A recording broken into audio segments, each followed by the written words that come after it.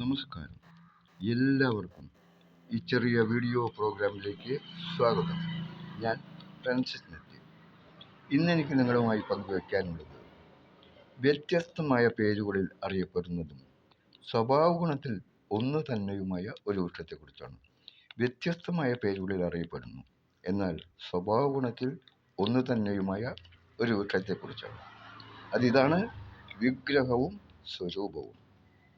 വിഗ്രഹവും സ്വരൂപവും വിഗ്രഹവും സ്വരൂപവും സ്വഭാവത്തിൽ ഒന്ന് തന്നെയാണ്.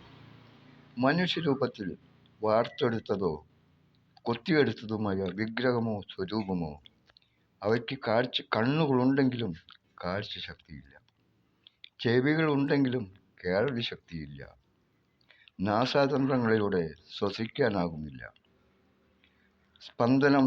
സ്പർശനം സാധ്യമല്ലാത്ത വിരലുകൾ, നടക്കാൻ സാധ്യമല്ലാത്ത കാലുകൾ. എങ്ങോട്ടെങ്കിലും സഞ്ചരിക്കണമെങ്കിൽ ആരെങ്കിലും ചുമന്നുകൊണ്ട് നടക്കണം. ഇവയെ വെള്ളരിത്തോട്ടിലെ കോലങ്ങൾ പോലെയാണെന്ന് പലരും ഉപമിക്കാറുണ്ട്.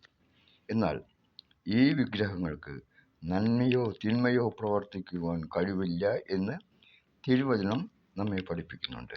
അതിനാൽ സ്വഭാവത്തിൽ ഒന്ന് തന്നെയും പേരിൽ വ്യത്യസ്തവുമായ കാര്യമാണ് വിഗ്രഹവും സ്വരൂപവും.